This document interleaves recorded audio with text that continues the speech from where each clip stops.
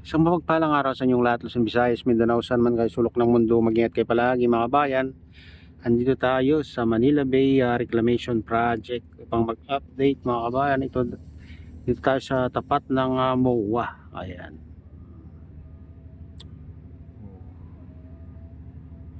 Dito, tanaw na tanaw mo yung malaking reclamation. Ayan, no? Pero hindi mo makikita yung kabuuan niya kasi mataas na. Ito lang sa gilid-gilid mo makita. Ayun, hanggang doon mga kabayan. Mataas na rin doon banda. Sa kabilang banda mga kabayan. Mas mataas doon kaysa dito.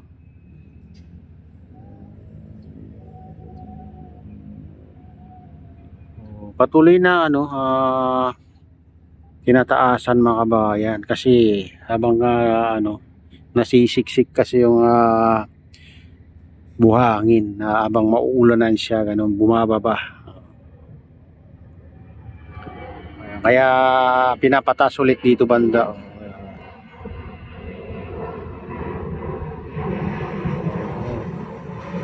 Matagal-tagal pa ito bago mga kabayan tatayuan ng mga building sigurado. Mga tutubuan pa ng yan. Mga damo-damo.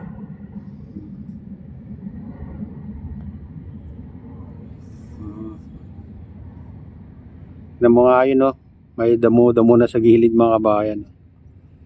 Unang tambak nun. Nandito, ayan. Ayan banda, ayan may mga damo dyan. Unang tinambak nila yan.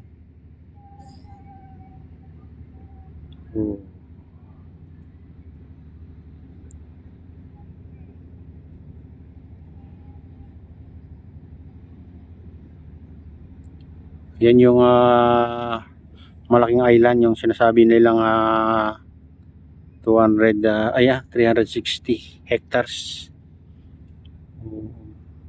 Ganyan kalaki. Hanggang doon sa CCP yan mga bayan sa kabila. Ganun kalawak. Sakop niya pa rin yan mga yan.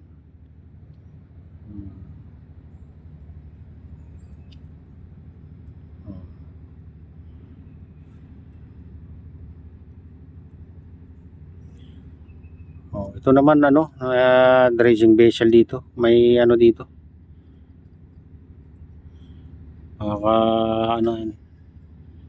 Pinapalaliman diyan. Tinatanggal yung mga buhangin at burak diyan mga kabayan. Tinatambak dito sa sa island sa tapat ng MOA. Ito yung ginagamit nila pag may gusto silang tambakan malayo-layo sa gilid mga kabayan. Kung sa kalagitnaan. Ito yung ginagamit nila. Kaya nakabitan nila ng mga lalaking pipe. Ayan yung makikita nyo yung lumulutang yan na pipe dyan sa likod niya. Ayan. Yun yung ginagamit nila.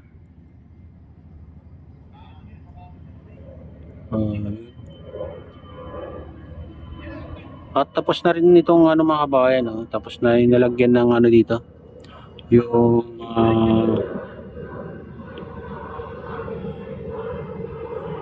mga breakwater. Parang yan mga kabayan. Parang bricks. Brick style. Gano'n.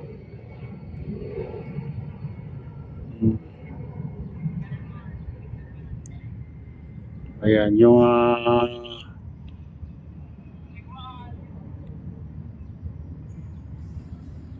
ginagawa nila dito. Baka susunod doon naman sa kabila. Mas mahaba doon mga kabayan. Paikot yan kung lalagyan nila. Kung sakaling lagyan nila. Dito guys, pinataasan na rin nila dito banda.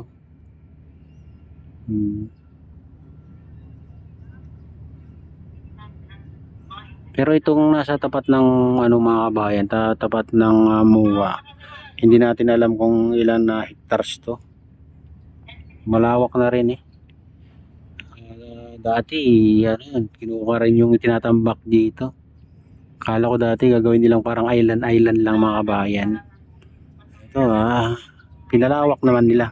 Ngayon, ang lawak na rin yun. Tapat ng, hanggang dun sa tapat ng dulo rin ng Isabela. Yung ano niya. Yung lawak.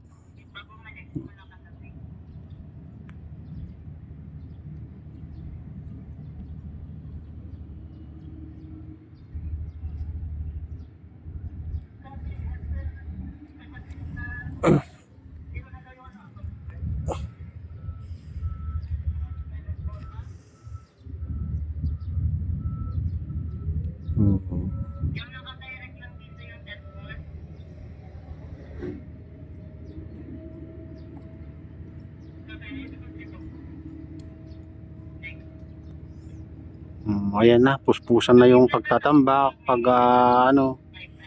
pagpapatag. Kabayan na yun, di yung banda.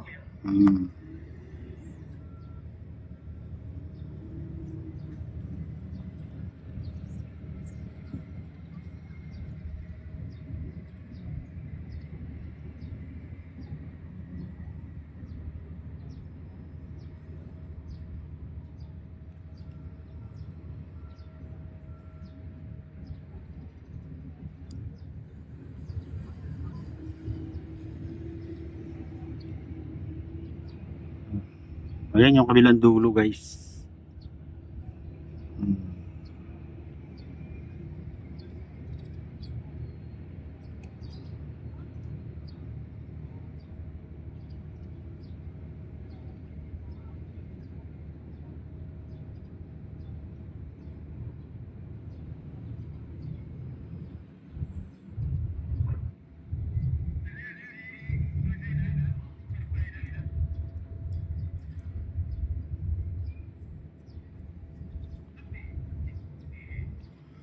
Ayan guys, ito na yung latest update dito sa Manila Bay Reclamation Project at shoutout nga pala sa lahat ng OFW, mga immigrants sa ibang bansa, shoutout sa inyong lahat, shoutout din sa lahat ng vloggers at shoutout din sa lahat ng walang sawang sumusuporta sa aking YouTube channel.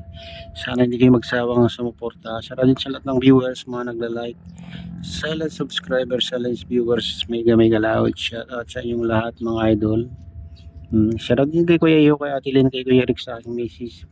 Shoutout din sa utol ko dyan sa Hanalulaway na sinestor. Ayan. Mega lawad, shoutout sa inyong lahat dyan sa Hanalulaway. Ayan.